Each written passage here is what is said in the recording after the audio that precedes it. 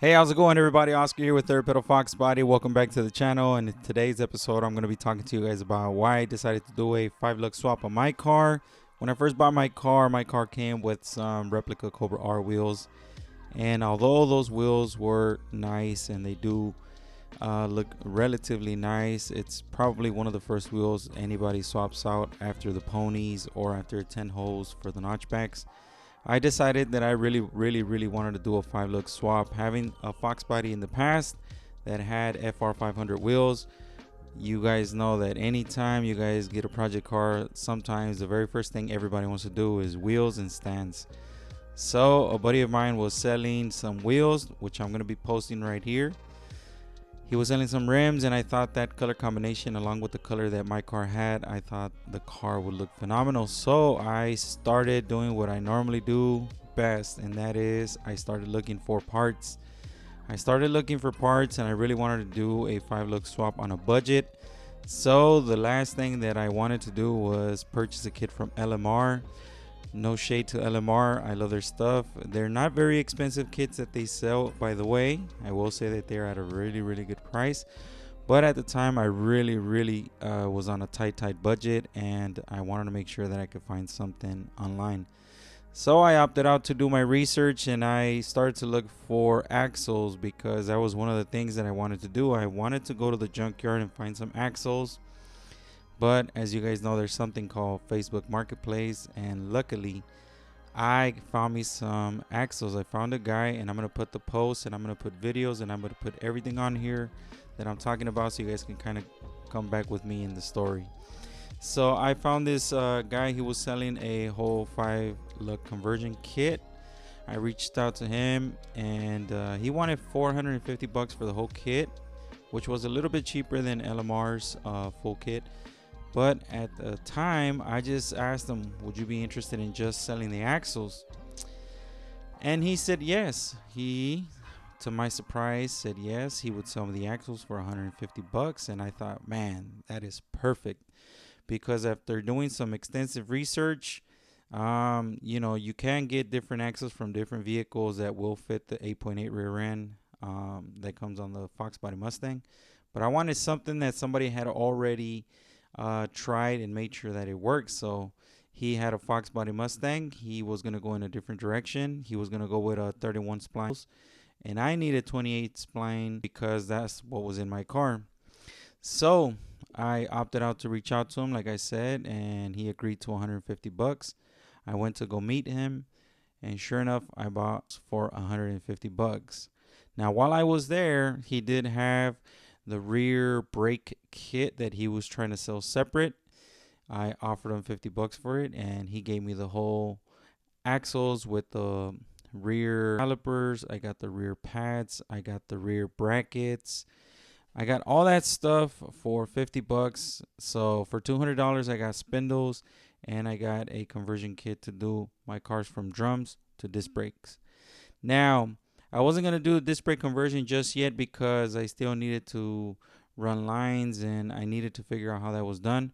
What I was worried about is putting these 5-lug wheels on my car because I reached out to my buddy, and we came together on a deal, and I bought these wheels from him as well. So I was really excited, So the next thing I needed to do is I needed to locate some spindles for the front. And to my surprise, and luckily for me, my really good buddy of mine, he's kind of like my brother. He bought this car that unfortunately was wrecked, and they were parting out. So he was going to part ways with the spindles. It was a 1994 or 1995 car. It was a GT. And I asked him, so he sold me the calipers, the pads, the braided lines, and the spindles for a very good price of $250. So 250 plus 150, that was way less for a conversion kit, what they would call poor man's conversion kit. But that was my entry into swapping my car to a 5-lug, which was perfect for me because it fit the budget. And here's the kicker. I didn't buy this stuff right away. I bought the spindles and the calipers and the brake pads months apart. So it wasn't like I was just shopping all the time. And the reason why I say all this is because, my goal for this car was to build it on a budget, like a true budget.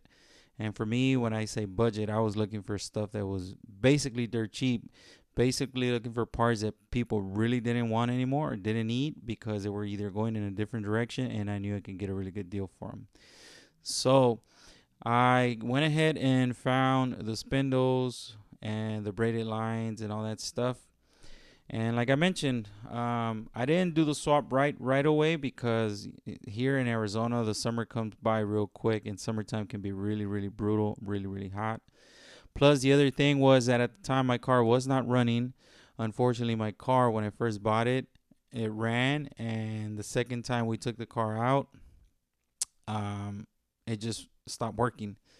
So my car had to be sorted out. But meanwhile, I figured since it's not running, I'm just gonna do this stuff. So I want to give a big shout out to my brother from another mother, my brother-in-law Eric, because he really came through and he really helped me do this 5 lug swap. I had never done a 5 lug swap before, but thanks to LMR, thanks to all the channels from Brutal and from the Infamous Project, and one of my favorite channel, Castle Customs, and some of those other channels that I watch here on YouTube. I was able to, piece it all together, put a game plan together, spoke to my brother-in-law, and then we went and we tackled one thing at a time. So we started with the front, which was going to be the easiest because previously, I may mention, before I even bought the spindles, one of the very first parts that I bought for the car is, again, shopping on Facebook Marketplace.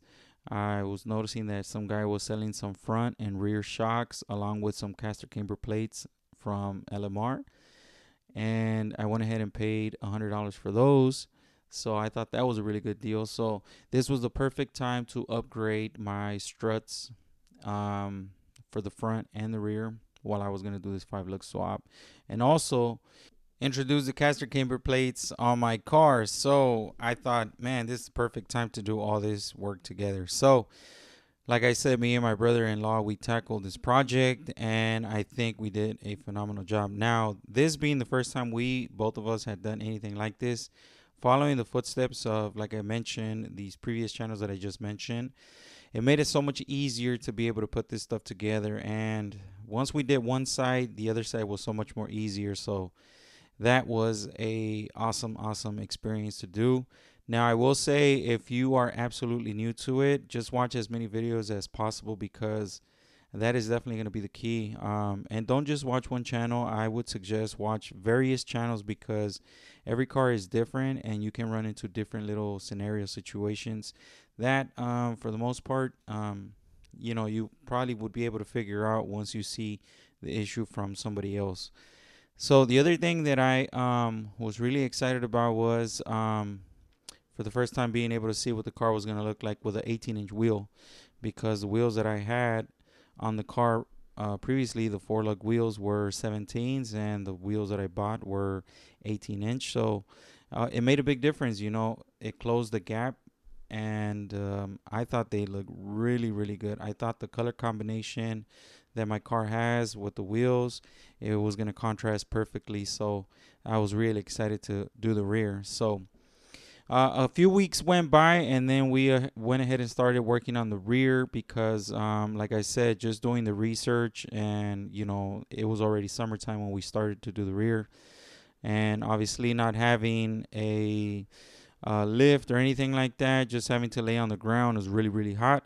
But it wasn't an impossible task. It was, a learning experience, and I actually really enjoyed it because never had done this before. I did get quoted from various places what it would cost to do a 5 lug swap, and everything was north of $1,000 for just the front, and well over $2,000, including parts for a full conversion. So knowing that I was gonna save all this money was really exciting for me. So more surprises came because as I started to do this stuff, when we took out the diff cover, for the first time, which was a great thing that we took off the diff cover because it was already leaking. Whoever was in the rear end previously to me did a poor job of RTVing, which if I may say, if you've never done RTV before, I mean, it's not rocket science, but it can be a little tricky if you've never done it before, especially if you're like me, where you're like, man, I want to make sure I do it correctly. But once we took the diff cover and we swapped out the oil, one of the things that I did notice was that my car came with some Ford Racing 373 gears. So that was an amazing surprise. Knowing that my car already had 373 gears, something that I didn't have to spend money on. The theme here, saving money, budget built. That was super exciting. And knowing the fact that, when you have a Fox body, one of the first mods you want to do is you want to have some gears, because that really wakes up these cars. A 373, 355, or a 410 gear is just night and day drivability with these cars. Now, if you want to drive distance, stay with 355, 373s. If you want to race your car, go to 410s. Or even if you want to go distance, 410 gears, you're just going to be at a higher RPM on the highway. But man, it is such a fun experience to have 410 gears. I've had them before. So me finding out that I had the 373s was super exciting, made it even better, and I wanted to finish this project even faster. So, but I had to take my time because I never had done this before. It is a little tricky, and there are some things that you need to be able to see ahead of time, right? And once again, the videos definitely help because once you open it up for yourself and you're right there, you can always reference what you're looking at on somebody else's video, and you can also see what challenges they had. So if you come across a challenge, then you kind of have it in the back of your mind, oh, this is what they were talking about, and it is super super helpful. So like I said, me being very inexperienced and me wanting to do most of the stuff on my car, it was pretty fun to be able to look at other videos, and then once I was in front of it, be able to do it myself. So we opted out to do that, and I finally did my 5-lug swap in the car. I was super excited to slap on the wheels. I put the wheels on, but the wheels that I personally purchased is a 10.5-inch wheel that came off of a New Edge car, and at the time I didn't know the offset was way different. So I didn't put the wheels on yet because I was thinking that I still needed to roll the fenders, the rear fender, and I also needed to figure out if I wanted to just do like a regular spacer or do the bolt-on spacers, because the offset was way off, and the wheels rubbed in the back, and with the spacer then they were gonna rub on the front side of it. So but I did mock up the car, and I'm gonna be posting pictures right here so you guys can see that, man, the car looked really really good. Unfortunately, I have not done that yet, but I will in the near future once I get the whole spacer stuff situated. But yeah, it was definitely a really nice experience. It was worth it. I will say, take your time. Don't make this a one-day job. Don't make this even a two-day job. If you have the means to have your car somewhere where it's safe, if you have jack stands, just put it up on jack stands and come back to it, because it is really easy to get frustrated, and it happened to me a couple times. I just had to step away from it, especially because if you've never done it before, it is really easy to get frustrated and then not enjoy the process, not enjoy what you're doing. No matter what, you will be frustrated, especially if you've never done it before. But the main part here is when you do feel that frustration, instead of breaking a bolt or stripping something or rushing, just step away, go get some food, cool down, and then come back with a fresh mind. So yeah, that was my experience with doing my 5-lug swap. I'm not gonna include too much footage of me doing the actual work or us doing the work, because I feel like there's many other channels, right? And I'll link a few of them down here below, where you guys can actually get a wealth of information through the way that they record their videos, because they've probably done it way more times than I have, right? Obviously, it's my first time doing it, but I believe that you guys can get all that information through their channel. I just want to talk to you guys about my experience and what you guys can expect when you guys go ahead and start doing this task. So once again, guys, my name is Oscar with Third Pedal Foxbody. If you guys enjoy this type of content, please share it, like it, and subscribe.